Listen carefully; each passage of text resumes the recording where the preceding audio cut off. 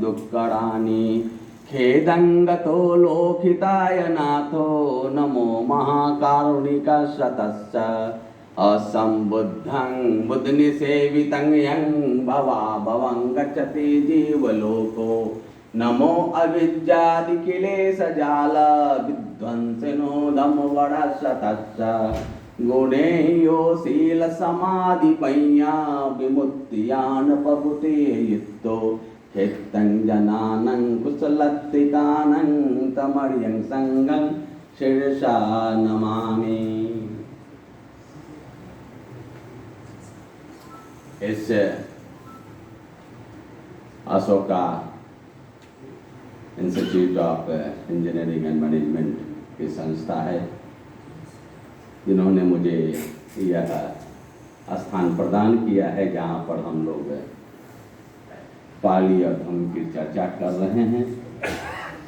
इसके सूत्र हमारे नितेश वर्धन जी हैं। तो पहले तो मैं इस संस्था को साधुवाद देना चाहूँगा। यहाँ उपस्थित इस कार्यक्रम की अध्यक्षता कर रहे हैं अग्र महापंडित पाली एवं बौद्ध धर्म की ध्वजा फहरा रहे हैं वन्यध्वज महाथेरो जी, इंडो श्रीलंका बुद्ध विहार जम्बोदी बुद्ध विहार भी कहते हैं। उनके प्रभारी सुमेध बनते जी जो किसी कारणवश अचानक जो है अचानक नहीं पूर्ण कार्यक्रम था उन्हें लखनऊ में उन्हें जाना पड़ा। श्रीलंका से ही आए हुए हैं सुल्तानंद थेरो जी जो महाबोधि सोसाइटी ऑफ इंडिया के जॉइंट सेक्रेटरी हैं।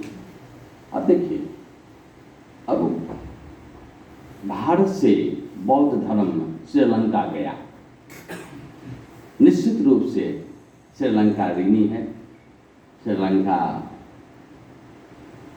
एक तरह से बौद्ध देश ही है क्योंकि वहाँ की जनता ज़्यादा बौद्ध है।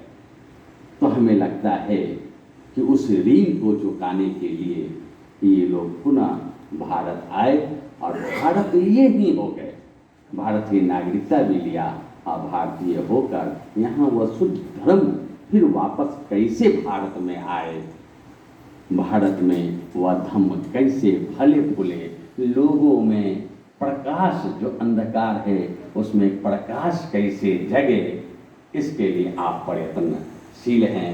हम महापुरुष जो श्रीलंका से आए हुए हैं उनका भी हम बहुत बहुत साधुवाद देते हैं। और हमारे नंदरत्न महंते जी करीब 25 वर्षों से बचपन से ही बौद्ध भिक्षु बन गए कि उन्होंने संन्यास ग्रहण कर लिया।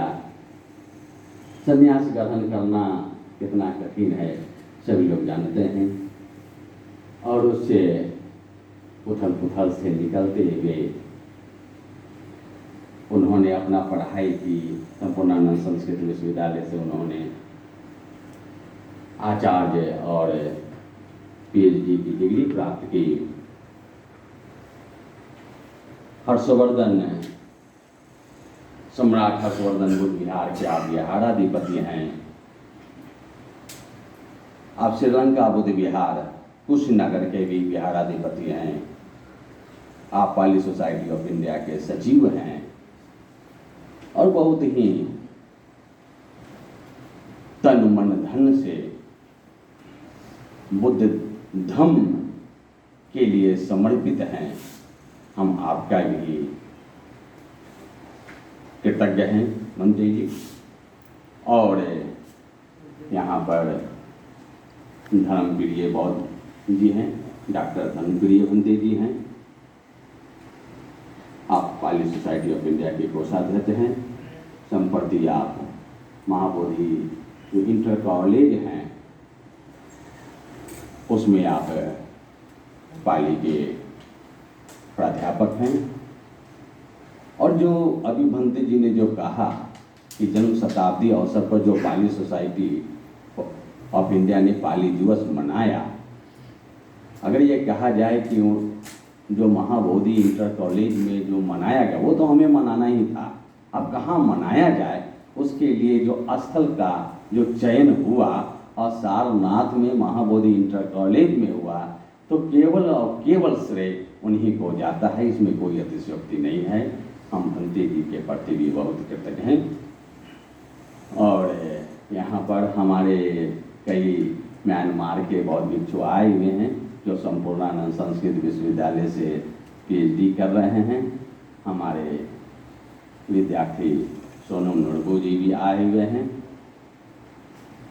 और यहाँ पर जितने भी धम्म प्रेमी हैं सभी को हम साधुवाद देते हैं कि आपने समय निकालकर यहाँ आए।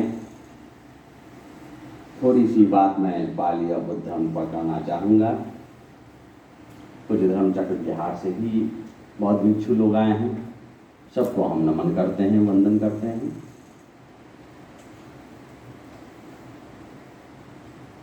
पाली आम जनता की बोली रही है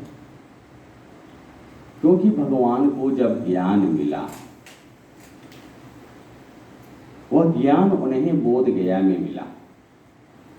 गौतम सिद्धार्थ नाम था, आप सभी लोग जानते हैं।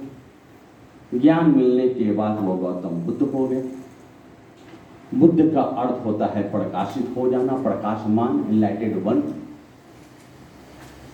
क्योंकि इसके पूर्व वह अंधकार में विचरण कर रहे थे। सत्य क्या है यह उनको बोध नहीं था, उस सत्य की खोज में लगे थे और वह सत्य प्राप्त करने में उन्हें 550 वर्ष यानी जन्म लेना पड़ा।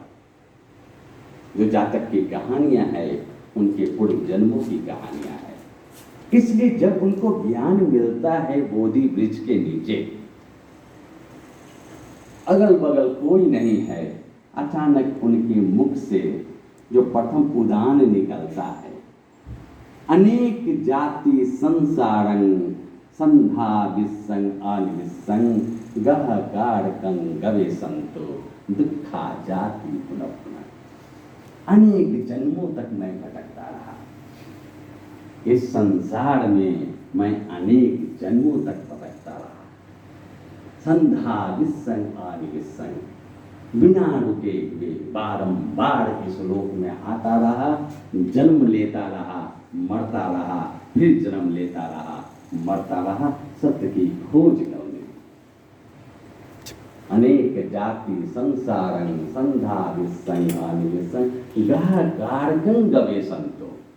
हम जन्म क्यों लेते हैं, हम भव चक्र में क्यों फंसते हैं, हम दुख में क्यों फंसते हैं, इसकी खोज करता हुआ मैं बारंबार जन्म लेता रहा। गह कारक दिखोसी पुन गेहंग न कहासी। अब मैंने उसका खोज कर लिया है, अब मैंने उसका खोज कर लिया है, अब धर्म नहीं बना सकते। जो सुमेध भंते जी ने कहा कि भगवान बुद्ध जो है सबसे बड़ा या सर्वप्रथम जो है शोध छात्र थे, यही उन्होंने शोध किया कि दुख क्या है।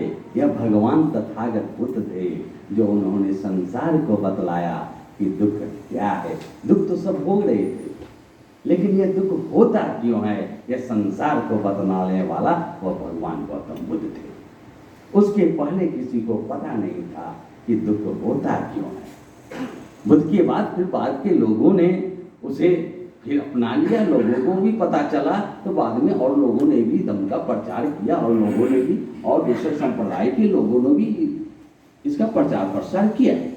लेकिन संसार भगवान बुद्ध का ऋणी है, इसने बतलाया कि यह दुख होता क्यों है और हम जन्म मरण के चक्कर में फंसते क्यों हैं।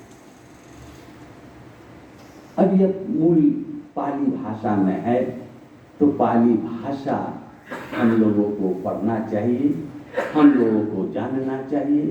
एक समय था भगवान बुद्ध यही सारनाथ की धरती से, इसी पुण्य भूमि से अपना उपदेश देना शुरू किया था। 5 भिक्षु थे केवल। पहले 5 भिक्षुओं को दिया, परम ज्ञान प्राप्त हो गया। फिर और भिक्षु आए और इस तरह से 60 भिक्षु को इन्होंने उपदेश किया। और उन 60 भिक्षुओं को भगवान ने कहा, चरत भिक्षुवे चारिकन बहुजन हिताय बहुजन सुखाय लोकानुकंपाय अथाय हिताय सुखाय देव मनुष्याय।